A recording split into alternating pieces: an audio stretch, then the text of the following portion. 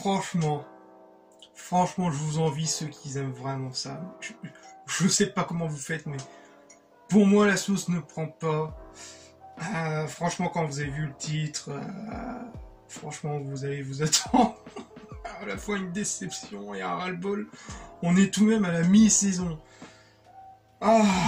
Franchement, j'ai vraiment plus la force de continuer cette série, tellement c'est catastrophique. Au bout de 4 heures, oh la vache, 4 épisodes, 4 heures.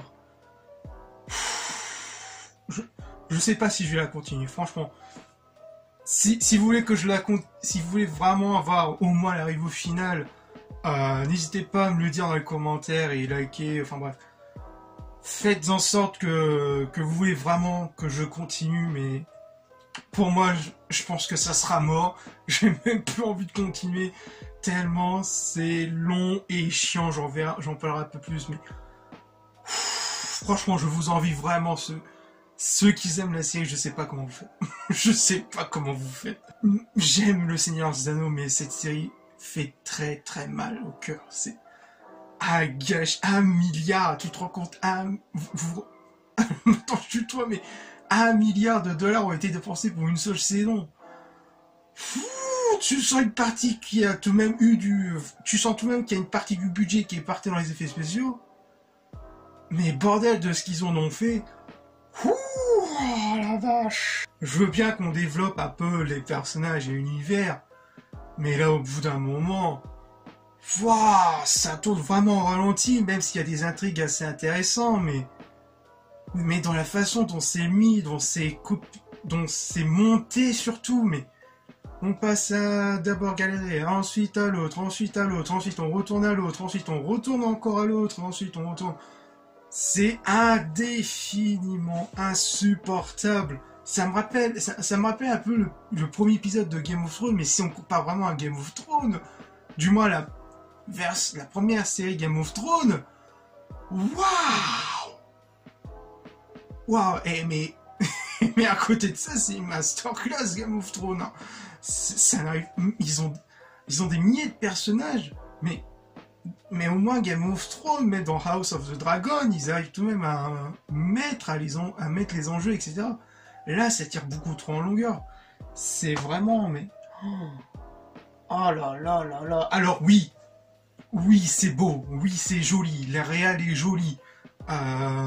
Du moins les 2 premiers épisodes réalisés par Bayona, c'est propre, c'est magnifique. Bon, même un peu trop propre, on a l'impression, mais oui. Bon, les effets spéciaux, tu sens tout de même que vraiment ça carbure, c'est magnifique, c'est trop beau, c'est incroyable. Oui, on n'a jamais vu ça, merci, au revoir. Mais à part ça, la narration. Oubliez les paroles dignes de Tolkien ou les paroles qui ont été réadaptées par le génie qui est Peter Jackson. Ça vole des hauts et des bas, hein, beaucoup plus de bas que de haut. Hein. Même si tu sens tout de même qu'il y a ça attend tout de même un peu cette sensation de rythmique, de son poétique, on peut dire ça comme ça. Waouh. C'est d'une autre level.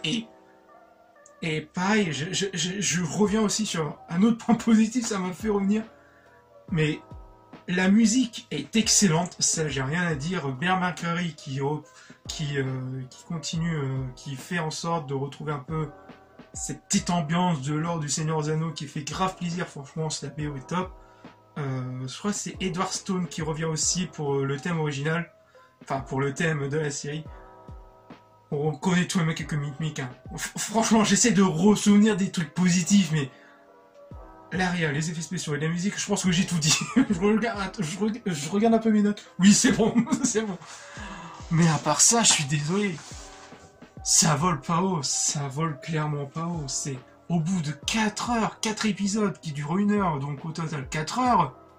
Putain, il y a plus d'action dans les versions longues de Peter Jackson. Hein. En 45 minutes, par exemple, dans le premier, je crois que ça dure 45 minutes avant qu'il se barre, que...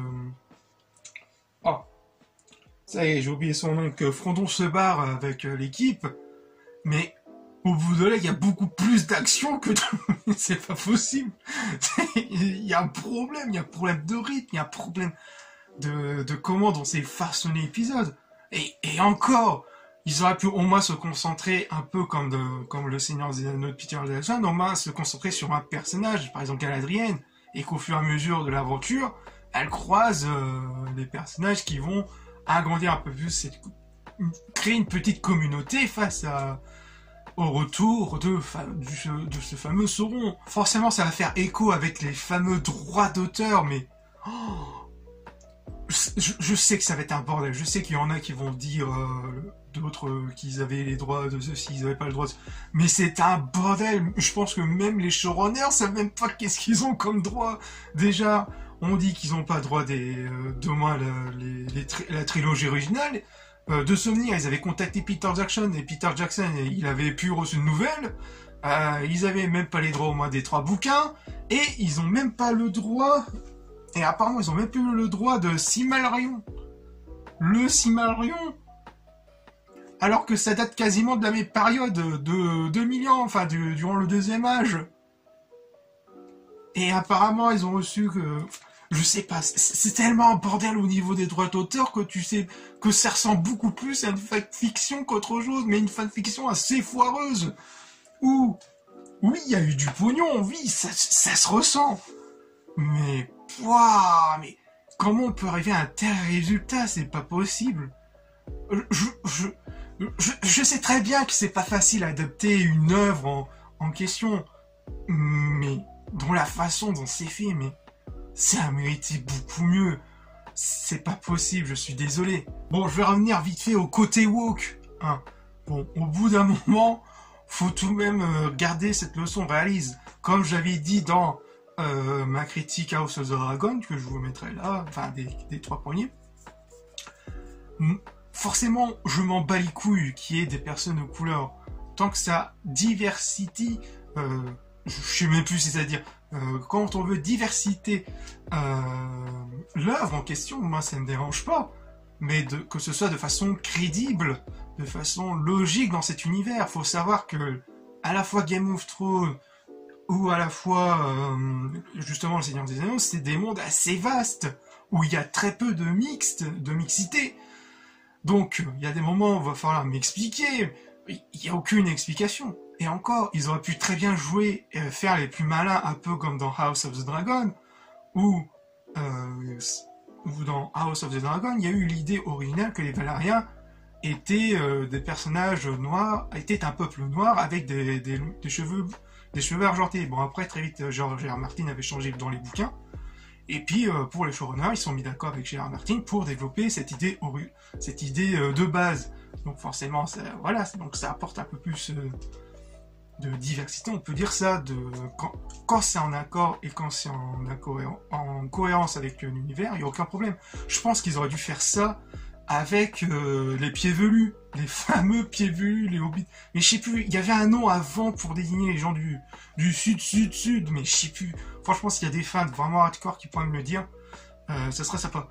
Mais ils auraient pu partir là-dessus, et puis ensuite, au fur et à mesure... Enfin, ouais, je sais pas, je bafouille, je sais plus quoi dire, mais tout ça pour dire que dans la façon dont c'est mené, c'est forcément... On peut dire ça, c'est woke, hein. C'est forcément pour remplir un cahier des charges, ça se voit direct, rien qu'avec le nain et l'elfe, et même l'elfe, l'acteur qui joue l'elfe, le fameux elfe noir, il est plus crédible en elfe, c'est l'elfe le plus crédible du reste du casting, quoi. Ah, je pense pas que, pour moi c'est qu'une partie des défauts que... C'est vraiment la petite partie, mais pas le reste, comme je l'ai dit, pour moi les plus gros défauts, c'est ça. C'est le développement des personnages. Et encore, au niveau des personnages, je reviens là-dessus, avec Galadriel. Ça me pose la question de comment elle peut passer de guerrière badass à une magicienne. Je sais plus, ça fait tellement longtemps que j'ai plus revu, mais... Alors qu'à la base... Faut se le dire qu'à la base, elle devait déjà se marier durant cet âge-là, et déjà être en mode magicien, quoi. Je veux bien comprendre comprends certaines orientations, mais dans la façon d'assimiler, c'est... Je sais pas, je sais plus quoi dire. Franchement, si vous êtes fan du Seigneur des Anneaux ou quoi, si vous hésitez à regarder cette série, franchement, moi, je vous la déconseille fortement. Vous pouvez la regarder, mais attendez-vous à avoir vraiment de l'ennui. Dans la façon dont c'est développé, c'est long et chiant. Certes, c'est beau, magnifique, la BO est pas mal, mais en général, en termes de dialogue, en termes de personnages, d'incohérence, c'est un bordel monstre, tu sais même plus où est-ce que ça va. Bref, franchement, si je peux en conclure, c'est vraiment une fanfiction totalement foirée. Une fanfiction qui vaut 1 milliard de dollars. Mais cette mi-saison, c'est une catastrophe. Je suis désolé, c'est un chier pour moi. Je veux en m'arrêter là.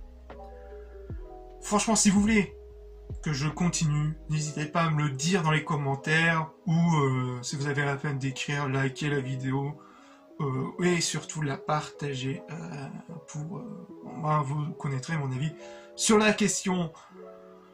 Bref, moi je vais vous laisser, on se retrouve très prochainement pour de futures reviews qui arriveront sur la chaîne, donc notamment celui de Andor qui devrait arriver très prochainement, donc à surveiller. J'espère que ça sera une petite pépite.